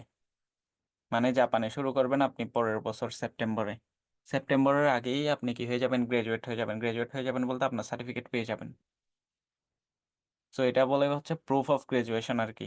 না, প্রুফ অফ গ্রাজুয়েশন না, এক্সপেক্টেড গ্রাজুয়েশনের একটা রিকমেন্ডেশন লেটার আর কি। সো এক্সপেক্টেড এই গ্রাজুয়েশনের রিকমেন্ডেশন লেটারটা কি স্যার মানে ভাই আমার কোনো সুপারভাইজার বা এরকম দিবে নাকি এটা না না অফিসিয়াল ডিপার্টমেন্ট ইউনিভার্সিটি থেকে? ইউনিভার্সিটির মনে করেন এক্সাম কন্ট্রোলার থেকে, অথবা এখানে যে রেজিস্ট্রারের সাইন থাকতে হবে এরকম।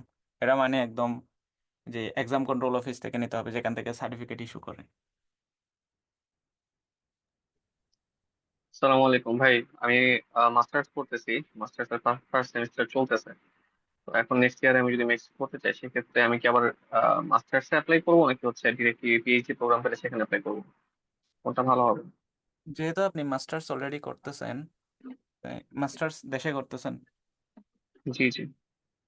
যে আপনি মাস্টার্স যদি করে থাকেন, এরপরে যদি আপনার রিসার্চ এক্সপিরিয়েন্স থেকে থাকে, রিসার্চ পেপার থেকে থাকে, তাহলে আপনি পিএইচডির জন্যই অ্যাপ্লাই করেন। কারণ হচ্ছে মাস্টার্স, ডাবল মাস্টার্স শুধু শুধু 2 বছর ওয়েস্ট হবে।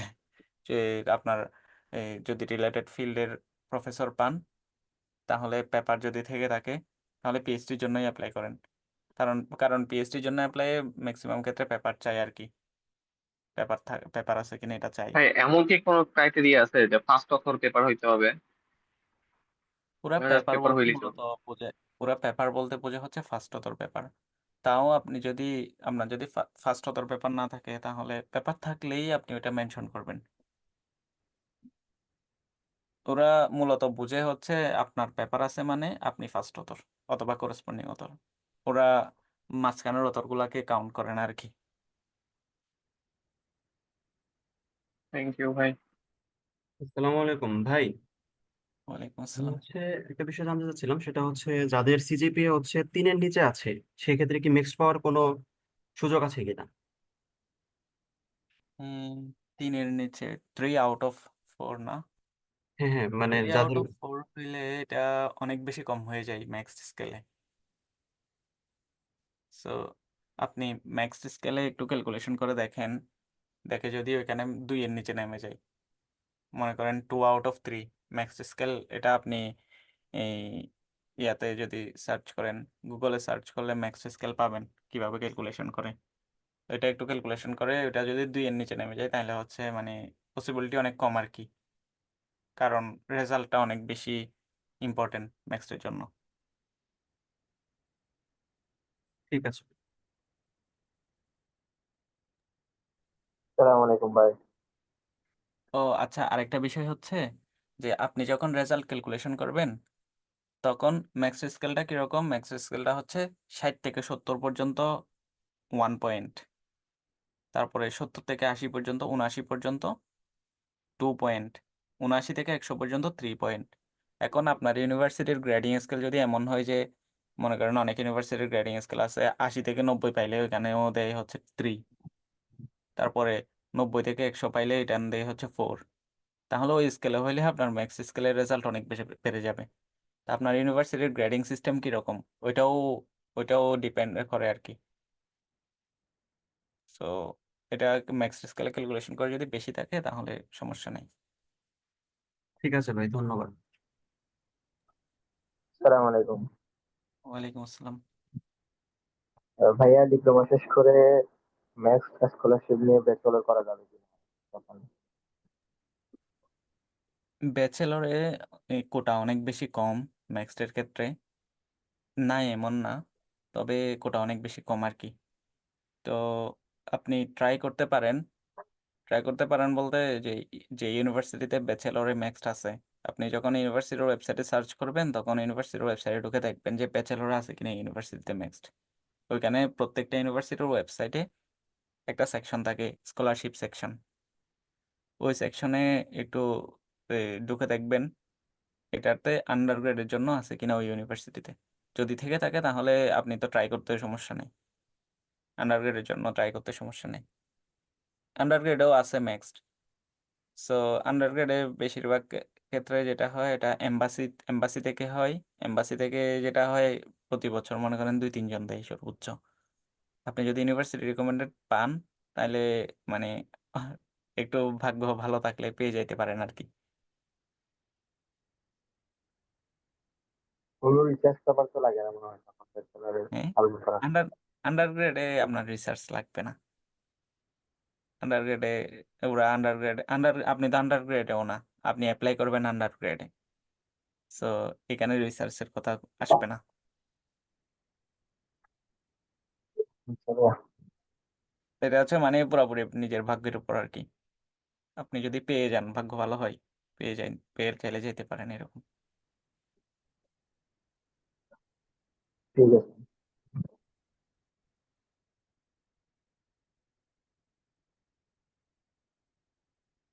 আর কোয়েশ্চেন আছে কারো?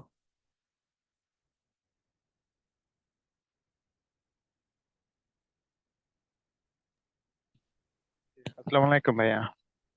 ওয়ালাইকুম আসসালাম। হ্যালো, আসসালামু আলাইকুম। হ্যাঁ, শুনতে পাচ্ছি। ভালো আছেন ভাই?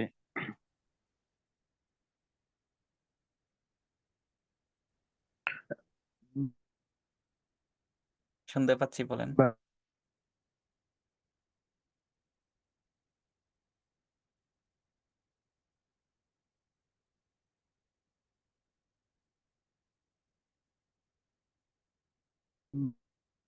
ভাই আমি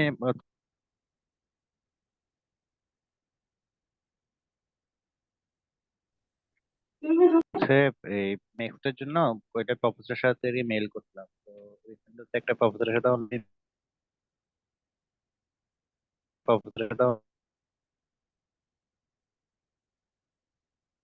আপনার কথা অলরেডি মিটিং ক্লিয়ারলি আসতেছে না, সম্ভবত নেটওয়ার্ক হ্যালো। প্রবলেম।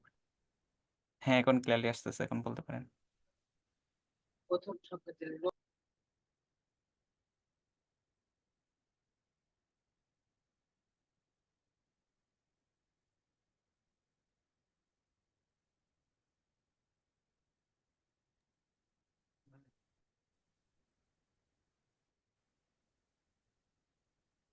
আসসালামু আলাইকুম ভাইয়া, শুনতে পাচ্ছেন? হ্যাঁ, শুনতে পাচ্ছি এখন। সরি ভাই, আমার ইন্টারনেটের সমস্যা হচ্ছিল। Shit. আমার একটা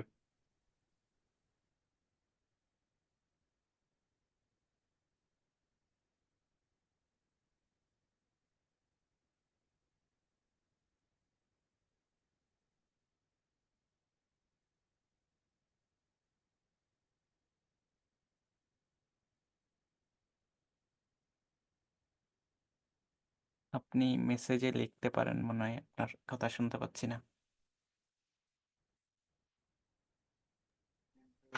আসসালামু আলাইকুম ভাই। ওয়ালাইকুম আসসালাম। ভাই আমি হচ্ছে সায়েন্স ব্যাকগ্রাউন্ড অর্থাৎ টেক্সটাইল ইঞ্জিনিয়ারিং ব্যাকগ্রাউন্ডের, মানে অনার্স ব্যাচেলার ডিগ্রি শেষ করলাম আর কি। তো মাস্টার্স এর জন্য আমি কি বিবিএ সাবজেক্টের জন্য কি স্কলারশিপের জন্য অ্যাপ্লাই করতে পারবো? যেহেতু আমার থিসিস ছিল কিন্তু সায়েন্সের উপরেই। এটা হচ্ছে কিরকম হয়, এই যে বিবিএ অথবা জেনারেল ফিল্ডের জন্য কোটা অনেক কম থাকে আর কি। তো আপনার ফিল্ড যদি, যে কি বলে, সায়েন্স সায়েন্স বা ইঞ্জিনিয়ারিং ফিল্ড হয়, তো ইঞ্জিনিয়ারিং ফিল্ডে আপনি কাজে লাগাইতে পারেন। যেমন টেক্সটাইল থেকে কি করলেন, টেক্সটাইল থেকে বিএসসি করলেন আপনি, টেক্সটাইলের রিলেটেড অনেক ফিল্ড আছে। টেক্সটাইলের রিলেটেড ফিল্ড বলতে আপনার যে টেক্সটাইল নাম হইতে হবে ডিপার্টমেন্টটা, ওইরকম না। যেমন আমি পাশ করছি ট্রিপলি ডিপার্টমেন্ট থেকে, কিন্তু আমি যে ল্যাবে আসছি, এ ল্যাবে কাজ করে হচ্ছে ম্যাটেরিয়াল সায়েন্সের। আবার আমার ল্যাবে আবার কাজ হয় হচ্ছে কম্পিউটার সায়েন্সের, আবার কাজ হয় হচ্ছে কেমিস্ট্রির, ফিজিক্সের। মানে এখানে লিমিটেড না ব্যাপারটা। মানে একটা ল্যাবে গেছেন আপনি, ওইখানে দেখতেছেন আপনি টেক্সটাইল স্টুডেন্ট, আপনি ওইখানে দেখতেছেন আপনি ম্যাটেরিয়াল সায়েন্স নিয়ে কাজ করতে পারতেছেন, টেক্সটাইলের রিলেটেড ম্যাটেরিয়াল নিয়ে আপনি রিসার্চ করতে পারতেছেন। সো এটা আপনি যদি নিজের ফিল্ডটাকে ব্রড করে ফেলেন, তাহলে আপনার জন্য এই প্রফেসর খুঁজতেও সুবিধা হবে, ইউনিভার্সিটি খুঁজতেও সুবিধা হবে।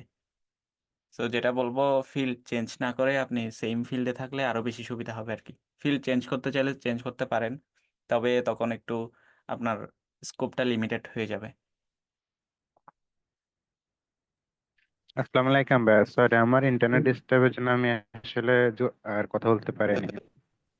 হ্যাঁ ভাই, এখন এখন শোনা বুঝতে যাচ্ছে কি পারছি। আমাকে ক্লিয়ারলি? হ্যাঁ, শুনতে পাচ্ছি। জি ভাই, আমি হচ্ছে লাস্ট জুলাইয়ের প্রথম থেকে আমি হচ্ছে প্রফেসরদেরকে মেল করতেছিলাম।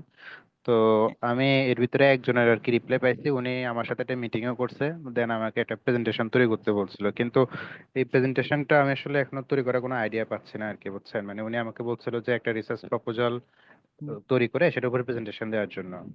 তো ওটা হচ্ছে আর কি নেক্সট উইকে। এই বিষয়ে আসলে একটা আপনি গাইডলাইন কোন ফিল্ডের, কোন ডিপার্টমেন্টের? ট্রিপলি ডিপার্টমেন্ট থেকে। আমার সেক্টরটা হচ্ছে রিনিউয়েবল এনার্জি নিয়ে কাজ করতেছিলাম আর কি। হ্যাঁ, আপনার প্রফেসরের ফিল্ড কি? আপনি কি ঘাটাঘাটি করছেন উনিও, ওনার ব্যাপার? জি জি, উনিও রিনিউয়েবল এনার্জি নিয়ে কাজ করে। হ্যাঁ, রিনিউয়েবল এনার্জি এই ফিল্ডে, hybrid power system. Renewable energy বলতে উনি কি সোলার সেল রিলেটেড কোনো কিছু নিয়ে, নাকি ব্যাটারি না না, উনি বা অন্য হচ্ছে কিছু? ব্যাটারি এনার্জি ম্যানেজমেন্ট সিস্টেম নিয়ে কাজ করে মূলত। হ্যাঁ, ওই রিলেটেড যদি কাজ করে থাকে তাহলে আপনি ওনার রিসেন্ট কয়েকটা পেপার পড়েন, পরে উনি কি করছে দেখেন, কি করছে দেখে ওই রিলেটেড একটা প্রপোজাল লিখে দেন ওনাকে। ওই রিলেটেড প্রপোজাল লিখবেন বলতে পেপারে যে অ্যাবস্ট্রাক্ট লিখে অ্যাবস্ট্রাক্ট লিখবেন। আপনি কি প্রপোজাল বলতে আপনি কি করতে চাচ্ছেন ওনার ল্যাবে গিয়ে। এর আগে আপনার কিন্তু দেখা লাগবে যে ওনার ল্যাবে কি কি ফেসিলিটিস আছে। ওনার ল্যাবের ওয়েবসাইটে যাবেন, ওয়েবসাইটে গিয়ে দেখবেন যে ওনার ল্যাবে কি কি ফেসিলিটিস আছে। ওই ফেসিলিটিস দিয়ে আপনি কি করতে পারবেন, ওই রিলেটেড একটা রিসার্চ প্রপোজাল লিখেন। তো লিখে ওনাকে জিজ্ঞেস করবেন যে কিরকম, আপনি লিখে ডিরেক্ট বলবেন যে আমার রিসার্চ প্রপোজাল লেখা শেষ, এটা ওনাকে সাবমিট করে দিলেন ডিরেক্ট, ওই রকম না। ওনাকে জিজ্ঞেস করবেন যে এখানে কোনো কারেকশন করা লাগবে কিনা, এটা মানে কিভাবে কারেকশন করতে পারি, যদি কোনো কিছু কারেকশন আছে কিনা ওনার কাছে। তো এটা জিজ্ঞেস করবেন। এটা আচ্ছা জিজ্ঞেস আচ্ছা। করার ফলে যেটা হবে, যদি কারেকশন থাকে উনি নিজে থেকে বলবে যে এটা এরকম করতে, এটা এরকম করতে, এটা অ্যাড করতে অথবা এটা রিমুভ করতে। তো আপনি যদি ডিরেক্ট সাবমিট করে দেন তখন যেটা ভাববে উনি, উনি ভাববে যে আপনি এর বাইরে কিছু করবেন না, এটার মধ্যেই হইতে হবে। তাহলে এই যে উনি, ওনার যদি পছন্দ না হয় তখন আর রিপ্লাই দিবে না। তো আর হচ্ছে বেশি লেট করা যাবে না। উনি যেহেতু প্রেজেন্টেশন নিবে বলছে, বা আপনার ইন্টারভিউ নিবে বলছে, এটা বেশি লেট করা যাবে না। এটা বেশি লেট করে ফেললে উনি যদি আরেকজন আরো ভালো পেয়ে যায়, আরো ভালো একজন যদি কেউ কারো এই অ্যাপ্লিকেশন পেয়ে যায়, তাহলে আপনাকে আর রিপ্লাই না দিতে পারে। সো আপনার এটা লেট করা উচিত হবে না আর কি। অনেকে রিপ্লাই পায় না। রিপ্লাই পাওয়ার পরে যদি আপনি কি করেন, অবহেলা করার কারণে যদি না হয়, না পারেন, তাহলে তো এটা মানে দুঃখজনক আর আসলে কি। আমার ডেট ছিল আরো আগে, কিন্তু আমি মাঝখানে অসুস্থ হয়ে গেছি, ডেঙ্গু হয়েছিল। প্রায় 2 উইকের মতো আমি মানে ফুল রেস্টে ছিলাম, আমার অবস্থা অনেক খারাপ ছিল। ইভেন এখন আমি পুরোপুরি সুস্থ হয়নি। তো প্রফেসরকে ওই ডকুমেন্টস গুলো শেয়ার করছিলাম, অসুস্থতার এগুলো মেডিকেল রিপোর্ট দিয়েছিলাম, পরে উনি না আবার না ডেট না, এগুলো এক্সটেন্ড শেয়ার করে এগুলো আমাকে শেয়ার করার দরকার নেক্সট নাই, এগুলো উইকে দিচ্ছে। আননেসেসারি জিনিস। এটাও এটাও ওদের শেয়ার করার কোনো দরকার নাই। এটা আপনি টাইম নিতে পারেন, সমস্যা নাই। আপনি সময় নিতে আরেকটা পারেন, বিষয় ভাই, আমি প্রফেসরকে তো বলবেন। আরো প্রফেসরকে মেল করার জন্য অ্যাপ্রোচ নিচ্ছি, কিন্তু কিছু কিছু জায়গায় দেখা যায় যে প্রফেসরদের মানে দেখা যায় যে ল্যাব আছে বা উনি ফিল্ডে কাজ করতেছে, ওয়েবসাইটে গিয়ে ওনার নাম আছে, কিন্তু দেখা যায় যে ওনাদের ইমেল বা ওনার ব্যক্তিগত কোনো রিসার্চ আর্টিকেল খুঁজে পাচ্ছে না। যেমন গতকালকে আমি একটা রিসার্চার আর কি, একটা প্রফেসরের শুধু ওনার নামটা পাইছি ইউনিভার্সিটিতে, উনি কি নিয়ে কাজ করেন তার মানে আপকামিং যে রিসার্চ প্রজেক্ট ওটা দেওয়া আছে, ওই প্রজেক্টটা ওটা আমার সাথে অনেকটা যায়, কিন্তু আমি ওই প্রফেসরের মানে কোনো ডকুমেন্টস কোনো আর্টিকেল কিছুই খুঁজে পাচ্ছি না। আপনি যদি গুগল রিসার্চ কেটে স্কলার না বা পান অন্য তাইলে কোথাও গুগল কোথাও পাচ্ছি স্কলারে না দেখেন। গুগল স্কলারে না পাইলে ওনার ল্যাব আছে, ওনার ল্যাবের ওয়েবসাইটে যান। ল্যাবের ওয়েবসাইটে ওনাদের রিসেন্ট কাজগুলা কি থাকে ল্যাবের আপডেটেড। ওয়েবসাইটে হয়তো আপনি ভুল ভুল ইয়াতে শুধু ওনার এরকম হইতে পারে। যে যে ওনাদের ল্যাবে ওনাদের মেম্বার আছে, ওদের নাম আছে, ওনারা কি কি প্রজেক্টে এখন কাজ করছে সেটা আছে, কিন্তু ওনাদের হ্যাঁ, সাথে ওইটা কন্ট্যাক্ট করার ওইটা কোনো দেখেই ইনফো আপনাকে পাওয়া আইডিয়া নিতে হবে ওরকম। ওইটানে একটা সামারি লেখা থাকে, ওনার ইমেল ওনাদের আইডি ল্যাবে তো কি কি পাচ্ছি কাজ না, করে খুঁজে এরকম একটা পাচ্ছি না। সামারি লেখা থাকে। ওই জি সামারি জি, দেখেই সামারি আপনাকে আছে, আইডিয়া নিতে হবে।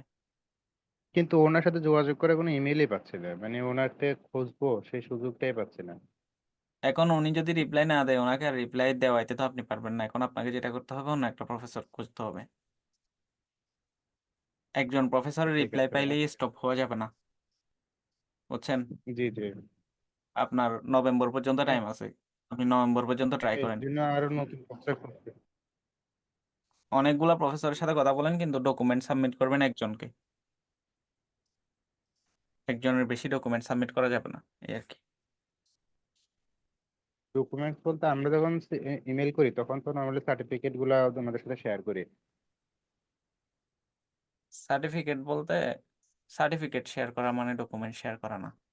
ওরা ডকুমেন্ট চাইবে, প্রফেসর আপনাকে জিজ্ঞেস করবে তুমি যে আসলেই অ্যাপ্লাই করতে চাচ্ছ কিনা আমার ল্যাবে। এটা হচ্ছে যখন ইন্টারভিউতে সিলেকশন হয়ে যাবেন, এটা আচ্ছা জিজ্ঞেস আচ্ছা। করবে। তো ওইটা যদি আপনি বলে ফেলেন হ্যাঁ আমি অ্যাপ্লাই করতে চাচ্ছি, তাহলে এটা আপনি অন্যদিকে উনাকে বাদ দিয়ে অন্য কাউকে অন্য কারো কাছে অ্যাপ্লাই করা মানে এটা মানে ওই প্রফেসরের জন্য অনেক বেশি ঝামেলার হয়ে যায়। ঝামেলার হয়ে যায় বলতে, যদি ম্যাক্স স্কলারশিপের জন্য রিকমেন্ডেশন পেয়ে যায় কোনো একজন প্রফেসর, এরপরে যদি স্কলারশিপটা না পায় উনি, তাহলে পরে ওনার স্কলারশিপ পরের কয়েক বছরের জন্য ক্যান্সেল হয়ে যায়। আচ্ছা আচ্ছা। আচ্ছা ঠিক আপনাকে আছে যেহেতু ভাই। রিপ্লাই দিচ্ছেন, আপনি অন্য প্রফেসর খুঁজেন, উনি হয়তো আপনাকে আর রিপ্লাই দিবে না, হয়তো অন্য স্টুডেন্ট পেয়ে গেছে, আপনি অনেক বেশি দেরি করে ফেলছেন। আর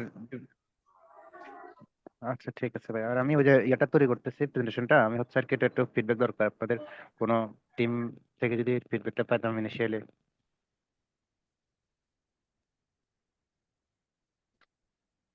হ্যাঁ, আপনার পরিচিত যদি ম্যাক্সটে কেউ এসে থাকে, তাহলে এই তাদের কাছ থেকে একটু কারেকশন করে নিতে পারেন এটা, যে রিসার্চ প্রপোজালটা। আমার পরিচিত ভাই আসলে কেউ আমাদের গ্রুপে আপনি মেল কি বলে পোস্ট করলে অনেককেই পাইতে পারেন আমাদের। আমাদের এই ডক্টরিনা গ্রুপ এক ভাইয়ের সাথে আমার কথা হয়েছিল, ডক্টরিনার এক ভাইয়ের সাথে, ডক্টরিনা থেকে এক ভাইয়ের সাথে কথা হয়েছিল, কিন্তু উনি অন্য ফিল্ডে। তো এই জন্য ভাই নর্মালি আমাকে প্রসেস আপনার গুলো কিভাবে করতে একদম সেগুলাকে হুবহু আমাকে ভাই আপনার গাইডলাইন ফিল্ডের করতেছিল। হুবহু এরকম কথা কিন্তু নাই। আমাদের আপনার যদি কি বলে যে রিসার্চ প্রপোজালের আপনার যদি অ্যারেঞ্জমেন্টটা ঠিক থাকে, এটাও যে ফিল্ডের হবে হোক, একবার পড়লেই বুঝবে। যদি রিসার্চ ফিল্ডে থেকে থাকে একবার পড়লেই বুঝবে আপনার মানে অ্যারেঞ্জমেন্ট ঠিক আছে কিনা। আপনার অ্যারেঞ্জমেন্ট ঠিক থাকলে হয়েছে। তো ভিতরের লেখাগুলা তো ওই যে এটা বুঝতে পারছি পড়লেই ভাই। বোঝা যায় আর কি, যারা রিসার্চ ফিল্ডে আছে যে কোনো টপিকেই হোক, এটা পড়লেই বোঝা যায়। আর জাপানে যারা আছে ম্যাক্সিমাম তো মেটেরিয়াল সায়েন্সেই আছে। জি ভাই, বেশিরভাগই ম্যাটেরিয়াল সায়েন্স। হ্যাঁ,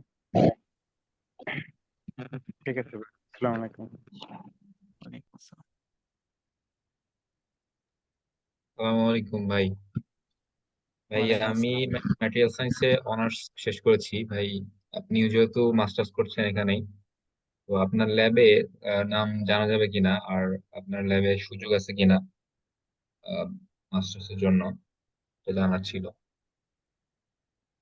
আমার ল্যাবে হচ্ছে ধরেন এই সেশনের জন্য অলরেডি বুকড, নেক্সট সেশনের জন্যও বুকড, কারণ হচ্ছে আমার ল্যাবের অনেকগুলা কোলাবোরেশন আছে অলরেডি। সো কোলাবোরেশন থাকার কারণে ওরা কি করে যে 1 বছর আগে থেকেই যোগাযোগ করে ফেলে যাদের সাথে কোলাবোরেশন আছে তারা। সো আমার ল্যাবে সুযোগ নাই আর কি আসলে। এর বাইরে হচ্ছে আপনি মেটেরিয়াল সায়েন্স থেকে যেহেতু উম, কি বলে গ্রাজুয়েশন কমপ্লিট করছেন, আপনার জন্য সব সব দিকেই ওপেন। সব দিকেই ওপেন বলতে যে আপনার প্রত্যেকটা ইউনিভার্সিটিতে মেটেরিয়াল সায়েন্সের ডিপার্টমেন্ট আছে, প্রত্যেকটা ইউনিভার্সিটিতে মেটেরিয়াল সায়েন্সের ল্যাব আছে। তো আপনি যদি একটু খুঁজেন তাহলে। আর হচ্ছে রিকমেন্ডেশন, আপনাকে যদি কেউ রিকমেন্ডেশন করে, এটা হচ্ছে রিকমেন্ডেশন কখন করবে, কখন এটা করবে হচ্ছে যদি আপনার সাথে অনেক বেশি পার্সোনাল রিলেশন আছে। কারণ রিকমেন্ড করা, আপনাকে রিকমেন্ড করা মানে আপনার পুরা দায়িত্ব নিয়ে নেওয়া। আপনি কিছু একটা ভুল করলেই কি করবে প্রফেসর, যে রিকমেন্ড করছে তারা আসি ধরবে, বুঝছেন? তো এটার চেয়ে বেটার অপশন হচ্ছে আপনার যেহেতু মেটেরিয়াল সায়েন্স ফিল্ডই মেটেরিয়াল সায়েন্স, তো আপনি যদি নিজে খুঁজে বের করতে পারেন এটা হবে হচ্ছে সবচেয়ে বেশি ভালো আর কি, কেউ রিকমেন্ড করার চেয়ে। কারণ আপনার জন্য অনেক বেশি সহজ এটা খোঁজা। কি ভাই, বুঝতে পারছি। ভাই আসসালামু আলাইকুম। ওয়ালাইকুম আসসালাম। ভাইয়া ওই পলিটেকনিক থেকে সিভিল ডিপার্টমেন্ট নিয়ে কিভাবে ম্যাক্সে স্কলারশিপ পাওয়া যায় এটা একটু জানতে চাচ্ছিলাম আর কি। উম আমার পলিটেকনিক থেকে হ্যাঁ ডিপ্লোমাটা পলিটেকনিক থেকে পলিটেকনিক পাশ থেকে করলে শেষ হয়েছে। পড়বে হচ্ছে এটা মূলত যে ইয়ার মতো কি বলে, আপনি যেহেতু ব্যাচেলর কমপ্লিট করেন নাই, তাহলে আপনি অ্যাপ্লাই হ্যাঁ করতে পারবেন হচ্ছে ব্যাচেলরের জন্য। হ্যাঁ হ্যাঁ এখন ব্যাচেলরে এটা স্কলারশিপ মানে কোটা একটু কম আর কি। যেমন যদি মাস্টার্সে কোটা যদি মনে করেন যে 100টা থাকে, ব্যাচেলর থাকবে 2টা, এরকম বুঝছেন। আচ্ছা তো আপনাকে যেটা করতে হবে, এটা হচ্ছে যে ইউনিভার্সিটিগুলোর ওয়েবসাইটে গিয়ে দেখতে হবে যে হুম, ব্যাচেলরের জন্য আছে কিনা ম্যাক্সটের, ওরা ব্যাচেলরের জন্য রিকমেন্ড করে কিনা ওই ইউনিভার্সিটি। তো আচ্ছা আচ্ছা ইউনিভার্সিটিতে এটা হচ্ছে আপনি পাইতে পারেন, ম্যাক্সিমাম ইউনিভার্সিটিতে নাও পাইতে পারেন, কয়েকটা ইউনিভার্সিটিতে আছে। এটা খোঁজাখুঁজি আমি করে একটু বের করতে হবে, বের করে রিসেন্টলি তারপরে একটা ভাইয়া রিসেন্টলি একটা ইনফরমেশন পাইছি যে মানে এই যে ঢাকা পলিটেকনিকে অলরেডি জাপান এম্বাসি নাকি জাপান যেটা ল্যাঙ্গুয়েজ আছে, হ্যাঁ হ্যাঁ ওটা শিখাচ্ছে, মানে স্কলারশিপ দেওয়ার জন্য ওটা নাকি স্টুডেন্টদেরকে জাপান ল্যাঙ্গুয়েজটা শিখাচ্ছে। এটা হচ্ছে যেটা করে পলিটেকনিক থেকে অনেকেই আসছে, এটা টেকনিক্যাল ইন্টার্ন বলে, এটা ম্যাক্স স্কলারশিপ না। টেকনিক্যাল এটাকে ইন্টার্নে যেটা হয়, টেকনিক্যাল ইন্টার্নে ওরা ল্যাঙ্গুয়েজ শিখে আসার পর, হুম এটা হুম, অবশ্য এই ফ্রি আসা যায় না, এটা অনেক টাকা দিয়ে আসতে হয়, টাকা পয়সা দিয়ে।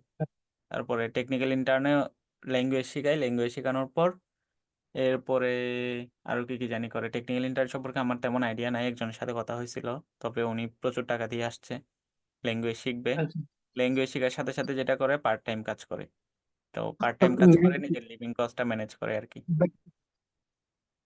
ম্যাক্সটে আমরা তাহলে স্কলারশিপ ব্যাচেলর সিভিল নিয়ে নিতে গেলে আমাদের কস্ট কিরকম আসবে?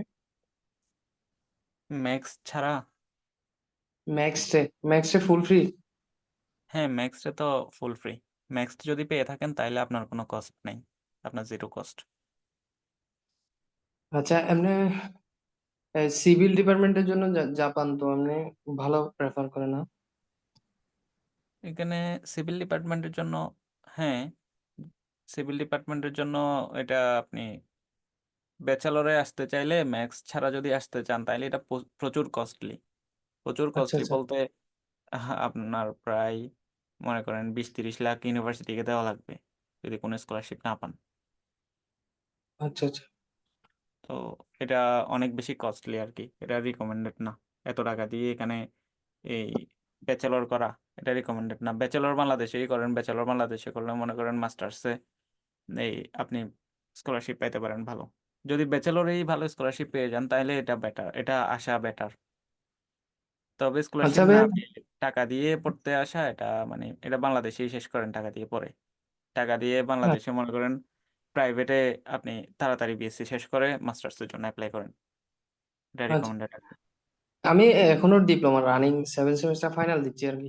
আমি এখন থেকে মানে কোন ওয়েতে গেলে মানে এগুলোর ডিসিশন নিচ্ছি, চিন্তা করতেছি কি করা যায়। ভাইয়া আপনাদের কমিউনিকেশন মানে গ্রুপ থাকলে আমি যদি কোনো ইনফরমেশন জানা দরকার আপনাদের কিভাবে পাবো, ওটার জন্য কোনো কমিউনিকেশন গ্রুপে আমাকে অ্যাড করা যাবে কিনা ওটা জানতে চাচ্ছি। অনেকে দেখলাম ডক্ট্রিনা গ্রুপেই এই জিজ্ঞেস করে যদি কোনো কোয়েশ্চেন থেকে থাকে।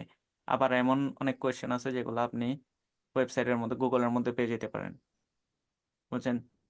তো গুগলের মধ্যে আচ্ছা যে ইনফরমেশন পাবেন এটা অন্য কাউকে জিজ্ঞেস করা উচিত না।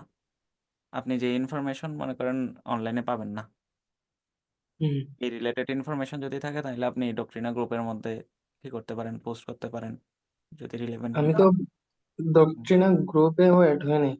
আমি ফ্রেন্ডের মাধ্যমে একটা জাস্ট লিঙ্কটা পাইছি, ক্লাসে অ্যাড হয়ে গেছে। ও, বুঝতে পারছি। তাহলে আপনার ফ্রেন্ডকে বলবেন আর কি যে ডক্ট্রিনা গ্রুপে কিভাবে অ্যাড করা যায়, এটা আপনার ফ্রেন্ডকে জিজ্ঞেস করিয়েন। আচ্ছা ঠিক আছে। আসসালামু আলাইকুম। ওয়ালাইকুম আসসালাম।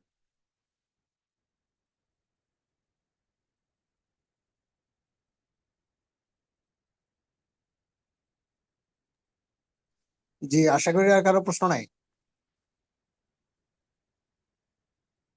আচ্ছা, প্রশ্ন না থাকলে আমরা শেষ দিকে যাই, 1.5 ঘন্টা হয়ে গেছে, আমাদের সেশন মূলত 1 ঘন্টার। হ্যাঁ আমরা আমাদের গেস্টের কাছ থেকে 23 মিনিট সময় বেশি নিয়েছি, এর জন্য দুঃখ প্রকাশ করছি। যে সম্মানিত ভাইরা, আপনারা যারা এতক্ষণ ধরে যুক্ত ছিলেন এবং যুক্ত আছেন, আপনাদেরকে মোবারকবাদ। আমরা প্রত্যাশা করি আপনারা জাপানের এই অতি আলোচিত স্কলারশিপ পেয়ে জাপানে গিয়ে আমাদেরকে সুসংবাদ জানাবেন। আহ, হাবিব ভাই, একটা কথা ছিল, আমি একটু বলবো। জি জি জি, বলেন। আমার জয়েন হতে একটু দেরি হয়েছে, আমি কি চাইলে এই ক্লাসের রেকর্ডিং কি পেতে পারি? এই ক্লাসের রেকর্ডটা আমরা এডিট করে আমাদের গ্রুপে পোস্ট করবো ইনশাল্লাহ নিয়মিত ধারাবাহিকভাবে। আপনি সেখান থেকেও পেতে পারেন, আমরা আপনাকে পার্ট পার্ট করে দিতে পারি। আপনি আমাকে নক দিতে পারেন টেলিগ্রামে বা হোয়াটসঅ্যাপে, তাহলে আমি আপনাকে দিতে পারবো ইনশাল্লাহ। আর আপনি আমাদের গ্রুপে থাকলে গ্রুপেই পেয়ে যাবেন ইনশাল্লাহ, গ্রুপে আমরা ধারাবাহিকভাবে পোস্ট করব। Facebook group, right? জি, Facebook group, Doctrina Facebook group. Okay, ঠিক আছে, থ্যাংক ইউ। ওকে, তো ঠিক আছে, আপনাদের সকলকে ধন্যবাদ, স্পেশালি আমাদের সম্মানিত গেস্টকে ধন্যবাদ। তিনি দীর্ঘ সময় দিয়েছেন তার গুরুত্বপূর্ণ ব্যস্ততম জীবন থেকে। আমরা প্রত্যাশা করব ভাই আমাদের ডক্ট্রিনা পরিবারের সদস্য, তারপর প্রত্যাশা করব ভবিষ্যতে তিনি আমাদেরকে আবারও সময় দিবেন ইনশাল্লাহ। আপনাদের সকলকে শুভকামনা, যেন আপনারা জাপানের যে বহুল আলোচিত স্কলারশিপ সেটি পেয়ে জাপানে যাওয়ার সৌভাগ্য অর্জন করেন। সকলকে ধন্যবাদ। আসসালামু আলাইকুম রহমতুল্লাহি ওয়া বারাকাতুহু। ওয়ালাইকুম আসসালাম।